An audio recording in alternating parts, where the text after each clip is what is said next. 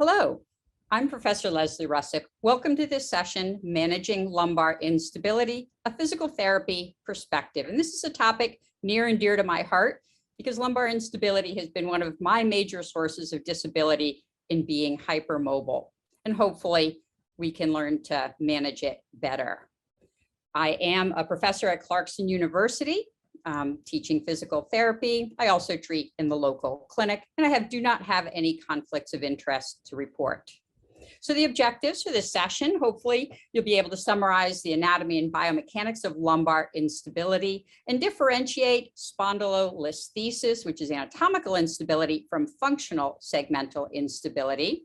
Be able to identify evidence-based tests used for assessing lumbar instability and outline evidence-based physical therapy management of lumbar instability. I will not be talking about sacroiliac instability. That's a completely different topic. So I'm going to start briefly with some anatomy and biomechanics that we're going to rely on in the later sections. So the spine, of course, has the cervical, thoracic, and lumbar portions. Lumbar instability refers to the lumbar spine. And it's important to remember that the spinal cord itself, the conus medullaris, typically ends near L2. And this is important because lumbar instability and spondylolisthesis often affect the lower lumbar spine. And in that region of the spine, there are the peripheral nerves or the spinal nerves from the cauda equina, and not the actual spinal cord. And that means that things affecting the lower lumbar spine are going to be lower motor neuron disorders, not upper motor neuron disorders like we would see in the cervical spine.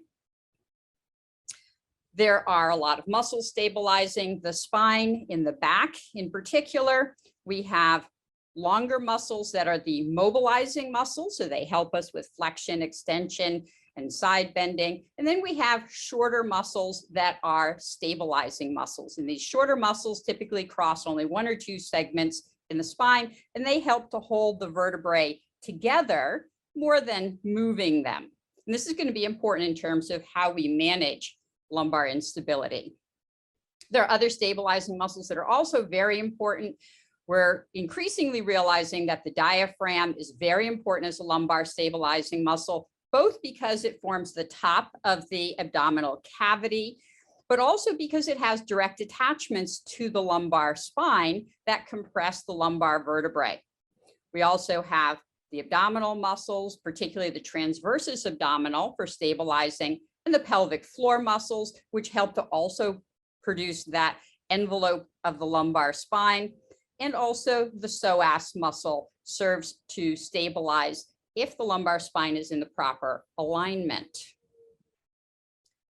The basic concept of lumbar stabilization is that the small local muscles hold the spine, the vertebrae, in alignment, and the longer global muscles produce movement. And this is important because when the small stabilizing muscles, particularly the multifidi, are not doing their job, it leads to this segmental instability, mild slippage of one vertebra versus another. And these stabilizing muscles are very deep, and our physical therapy students tend to ignore them because they're small, but they are very important.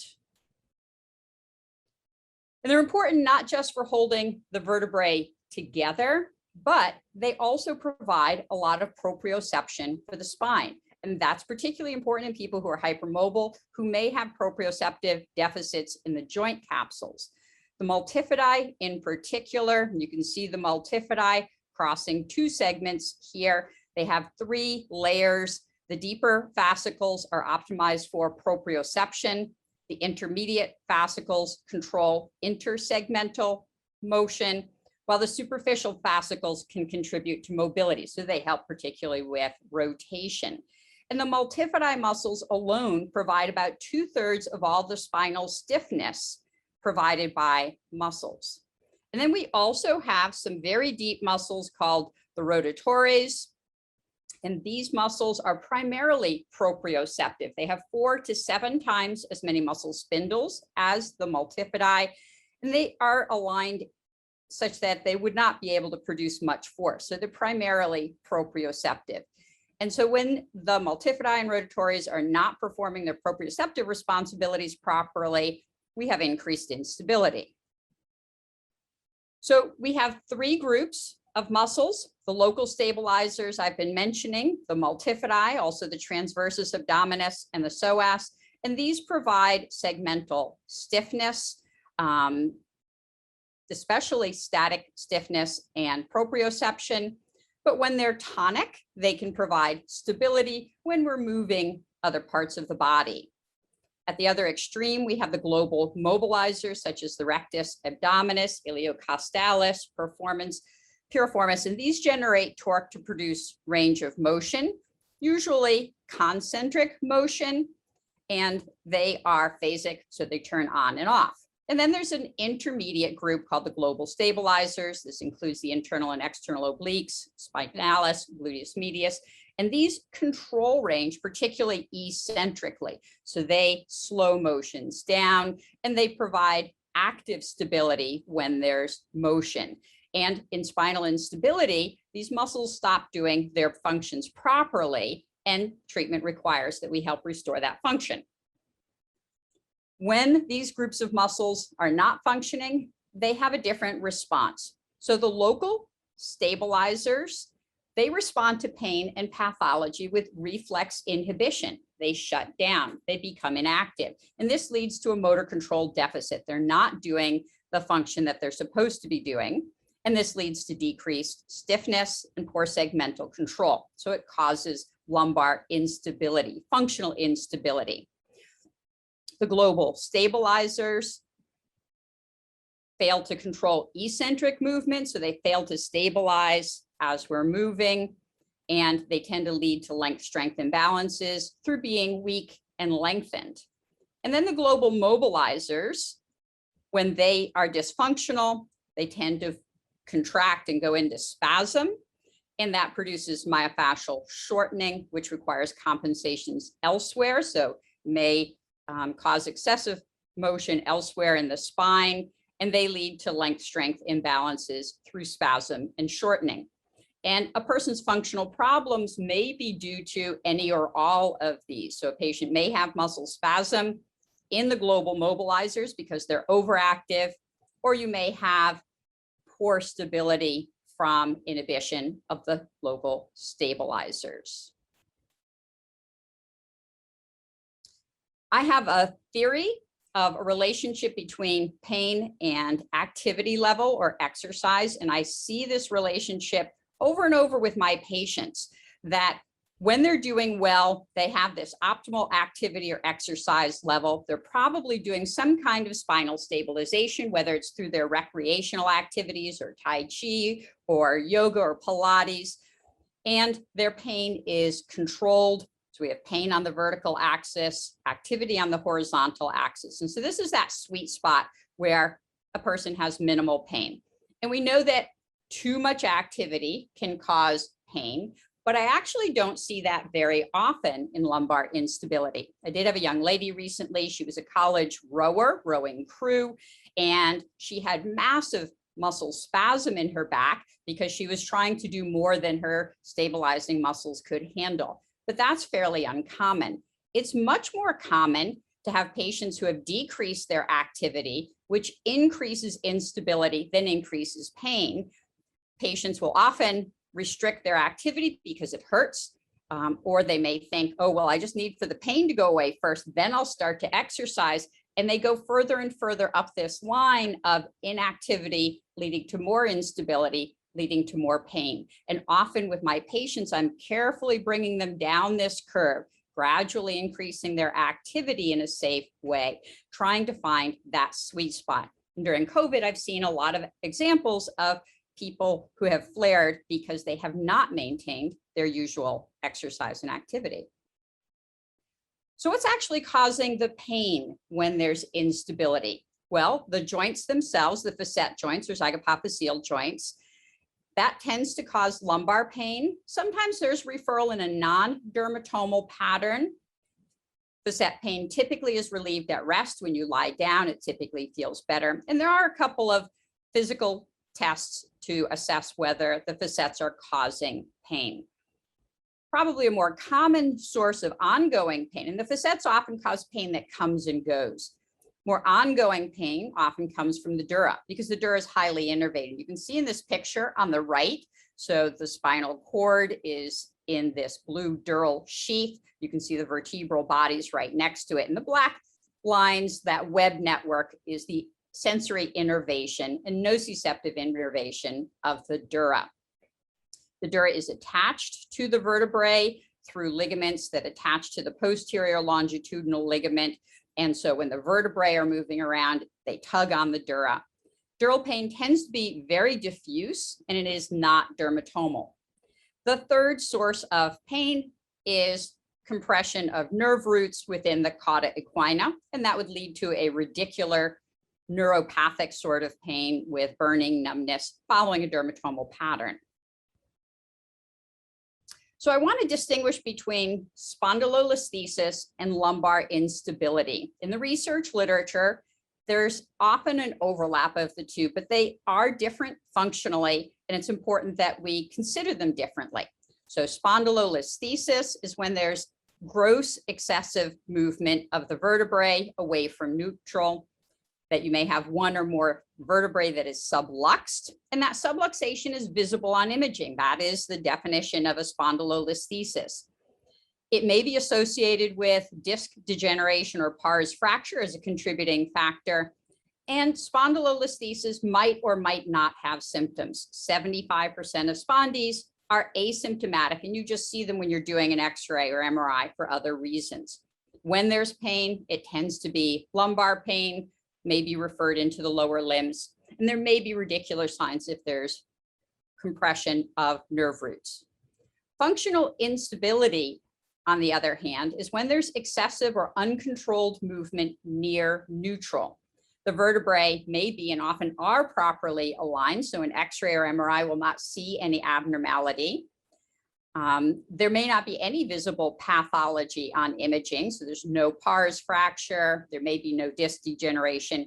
It's primarily a condition of poor motor control that leads to pain in mid-range movements. Pain may be sudden or catching, and it's often localized to the back, although it may radiate into the buttock. So I'm going to say a few things about spondylolisthesis. So as I said, frank slippage of one vertebral body on another, and you can see it in this example at L5-S1. There are two primary causes for it. There's degenerative spondylolisthesis that occurs when there's degeneration of the intervertebral discs or the facet joints. Typically, it's older individuals, but we can anticipate that this is more common in people with hypermobility because the discs, having a lot of collagen in them, are probably too squishy and allow too much movement, and the joint capsules may be lax as well. There's also isthmic spondylolisthesis. This is the one associated with the pars interarticularis fracture or spondylolysis. And this is typically seen in younger adolescents, and it's due to overuse or trauma. And of course, weakness of the stabilizing muscles is a contributing factor as well. And as I say, radiological spondylolisthesis is poorly correlated to pain. And up to 75% of people with a radiological spondy have no symptoms whatsoever. Now, of course, a person may also have instability, and that's where these two things overlap. When a patient has symptoms, if it's due to the dura, it's often buttock and posterior thigh pain and back muscle spasm. And if it's due to compression of a nerve root, there may be radiculopathy or cauda equina syndrome with saddle paresthesias, bowel bladder issues, and acute pain. Of course, that is an urgent situation requiring a neurosurgery consult. So there are clinical tests for spondylolisthesis, and these are generally to tell us if the spondy is unstable or hypermobile. The step-off sign is anatomic. It just tells us if there's a malalignment. And then there are provocation and alleviation tests that I'll go into when I talk about lumbar instability, because most of them are the same tests. There are also motor control tests and stabilizing tests. And the fact that there's so much overlap between The clinical spondy tests and lumbar instability is because often when we talk about clinical spondy, it's because a patient has come to us with back pain and they probably are symptomatic. They probably have functional instability as well. So I'm going to talk about lumbar instability tests. So there is a lumbar spine instability questionnaire. It's fairly new and not well researched. It has 15 questions that ask about things that are common in lumbar instability, but many of them are not unique. So I've had this problem a long time. Well, you could have any sort of back pain for a long time. And so the test is, or this questionnaire is not diagnostic, but it is an indication of how many signs and symptoms of instability a patient has. And it does appear to predict which patients are likely to benefit from motor control exercises in contrast to graded instability or graded activity, that if somebody simply has chronic low back pain, they often will benefit from graded activity, general exercises, whereas people with instability benefit most from motor control stabilization exercises. And the survey does seem to distinguish between those populations, and research has shown that. So some of the physical examination tests for lumbar instability, and I'm going to be giving some sensitivity and specificity, which tells us how diagnostically accurate a test is. For those who aren't familiar with sensitivity and specificity, I've got some mnemonics here on the right. SPIN means a high specificity test. A positive test helps to rule in a diagnosis, whereas SNOUTS means a high sensitivity test. A negative test rules out the diagnosis. Likelihood ratio scores of over 5 are generally good. Over 10 is excellent. So the step-off sign, which would be only for a spondylolisthesis, has pretty good sensitivity and specificity. Posterior shear test, so when your patient's prone and you're pressing on the vertebrae, has very poor reliability. So we have to question the test for that. Very poor sensitivity and variable specificity. So not a great test. Provocation tests are much better at identifying people with a functional instability. And that makes sense if we can provoke their instability. The prone instability test has been around the longest. It has pretty good sensitivity, but not great specificity. And that means that a negative test is pretty good at ruling out instability, but a positive test doesn't guarantee that they have instability. A newer test that seems to be better is called the passive lumbar extension test. And I'll show you pictures of these in a moment. Sensitivity is between 70 to 93, specificity 82 to 95. So that is both good at ruling in and ruling out. The likelihood ratio of 8.8 is excellent. It tells us that we can be fairly confident in the results of this test. A very new test, the lumbar rocking test, and this has very little research, apparently has a sensitivity of 95%, which is good, but we need more research on it. Another test, the active straight leg raise test, is a fairly good test, but it's not specific for instability. So I'm not going to be talking about that one. There are motor control tests. So aberrant movement is best assessed as a cluster. That is, if the patient has any of these aberrant movement patterns, rather than assessing each of them individually. So a painful arc and flexion, they start to bend and they have pain in the middle of the range, but not at the end. At the end of the range, actually, the tissues become tense again because they're stretched and they become more stable. Patient may have a painful arc returning up from flexion. They may have an instability catch, so they're going up or down and they kind of have to wiggle on the way up. Gower sign is when they have to use their hands on their thigh. And an inversion of the lumbopelvic rhythm, that is which is moving first, the lumbar spine or the pelvis. So these are the recommended instability tests. So the prone instability test, the patient lies at the edge of the table. You find an unstable segment that is painful to do a spring test to. You have the patient lift their legs. That compresses the vertebrae to stabilize them through muscle activity. And the pain and instability should decrease or go away. Passive lumbar extension, patient is relaxed and prone. You lift the legs about 30 centimeters from the table and give it a quick jerk. And the patient would report apprehension or a sharp sudden pain, that you're basically jiggling the unstable vertebra. And then the new test, the lumbar rocking test, where the patient tucks their knees to their chest and you give a little jerk of a push on the knees, again, creating a little bit of a distraction to the joint, and the patient should complain of pain in a positive test. There are muscle strength tests, and these are mostly looking at contributing factors. So supine bridge, prone bridge, and side bridge have all been shown to be reliable tests of core strength. And then there's also motor control testing. So it might be done with a pressure biofeedback device such as this. And it's often used in the clinic, but the research evidence documenting that it's directly associated with muscle strength is not super strong. There's also a clinical prediction rule. It's a little bit old now, but still useful. So we can predict who is likely to benefit from lumbar stabilization exercises. So whether or not we can make a definitive diagnosis of instability, if we can identify who's going to benefit from exercises, motor control exercises, that's very helpful. And these 4 items: prone instability test, aberrant movement, a straight leg raise more than 91 degrees. And this is suggestive that the patient's probably hypermobile and that the patient is less than 40 years old. There's also a prediction rule for those patients who are not likely to benefit from lumbar stabilization exercises. So a negative prone instability test, no aberrant movement, low fear avoidance beliefs, physical activity score, and no hypermobile spring tests. And physical therapists can use these clinical prediction rules to help determine who's going to benefit from stabilization.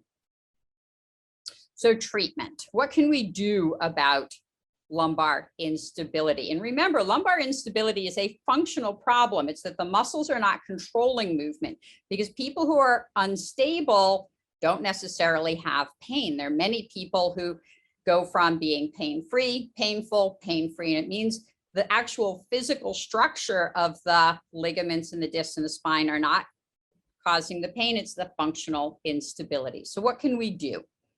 Well, motor control theory tells us that we have the neuromuscular unit, brain and spinal cord, the upper motor neurons and lower motor neurons that activate muscles, that provide stability and movement, and that there's proprioception coming in from the joints and the muscles. In a person with pain, there may be inhibited neuromuscular control. Of course, we know that people with hypermobility are likely to have abnormal or deficient proprioception from the joints. The muscles are not functioning properly. There may be reflex inhibition of the muscles, and they therefore are not providing proprioception. So there's no stability and movement, or inadequate stability and movement.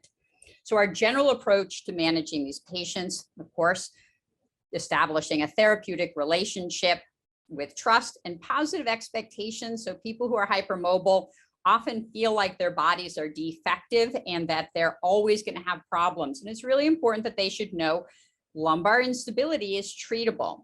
We want to also minimize use of tissue damage terminology, especially if the patient has a spondylolisthesis. We don't want to tell them your spine is damaged and it's permanently damaged, because that will interfere with the patient's ability to get better.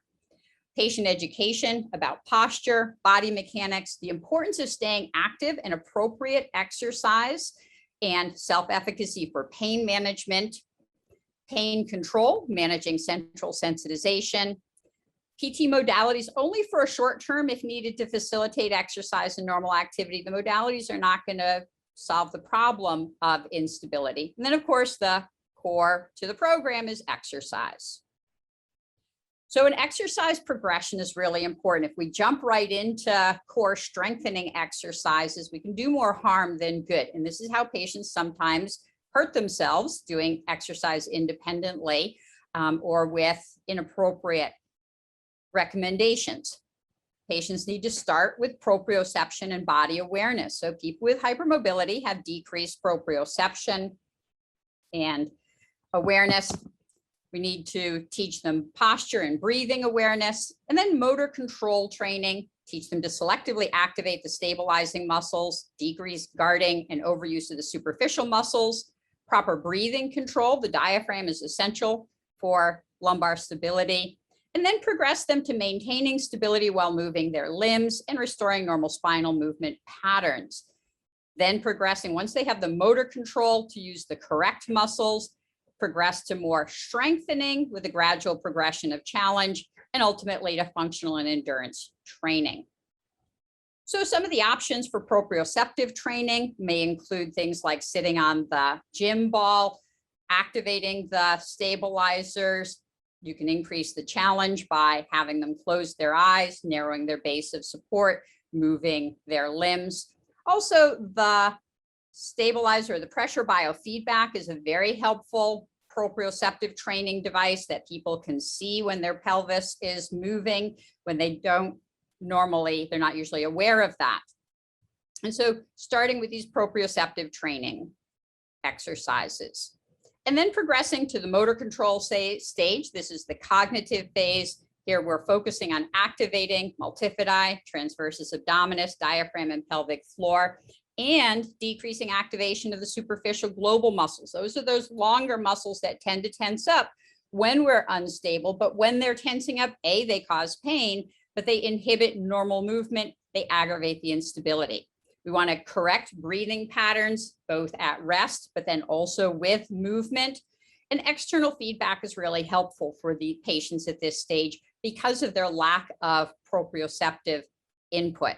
And here I have an example from a recent protocol of some cues for activating the multifidus and transversus abdominis, because this can be really difficult for patients. It can take weeks to teach them how to activate the correct muscle, and you need to have tools in your toolbox for cueing them. And then progressing challenge very gradually. This is from a study looking at how exercises are progressed. And you can see for each of these types of exercises, a front bridge or a back bridge, you start with a basic form, and then you make it a little more difficult, and then much more difficult. Our hypermobile patients might not make it. Some of them might not make it to the difficult stage. And some of them may need weeks of coaching to get to the first level of a standard motor control program. But it's important to know how these exercises are progressed. Functional exercises are also very important, teaching people how to stabilize their lumbar spine when they're moving, when they're standing, sitting, if they're bending over, how to move their limbs without their spine wobbling all over the place. And this study here is a good example of functional training of stability. There are some research that compares different types of exercises. So core stabilization was more effective than general strengthening or treadmill walking in people with lumbar instability. Core stabilization using unstable surfaces was more beneficial, of course, once the patient can do that correctly. Addition of diaphragm strengthening exercises improves the benefit of core stabilization, particularly inspiratory training. Strengthening the gluteus maximus with the core improves outcomes. Pilates is a form of core stabilization exercise, and research shows that it's of similar benefit as a physical therapy core stabilization program.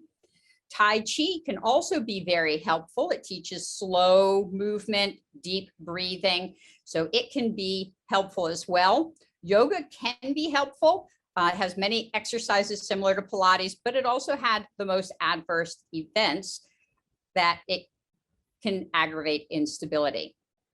So some final points. People with hypermobility often start exercising much weaker than non-hypermobile individuals. It might take them a month to get to be able to do a regular bridge exercise. And you may need to coach them very gradually, give them lots of feedback to help them do the exercises correctly. They may need or benefit from external feedback to supplement proprioception or to train their proprioception, because they often don't know where they are. They're kind of flinging their limbs around. Research shows that the optimal training frequency is about 20 to 30 minutes a day, 3 to 5 days per week. And diaphragmatic training can be helpful. And especially for patients who are starting very severe, then being able to start with just diaphragmatic exercises, breathing exercises can be helpful. And of course, it helps to calm the central nervous system as well. So in summary, spondylolisthesis seen on imaging is not the same as functional lumbar instability. It's important to distinguish those. And if a patient has a spondy, not to make them feel like their bodies are damaged. Provocation tests are good for identifying functional segmental instability. Motor control tests can help identify the contributing factors like muscle weakness or poor motor control. Don't forget the diaphragm. Motor control exercises or core stabilization exercises are better than generic exercise. Proprioceptive training is essential. And our zebras may start very weak and they may need pre-exercises to be able to get to the beginning of a standard core stabilization program. Here are the references that I have cited. And thank you very much for listening to me today.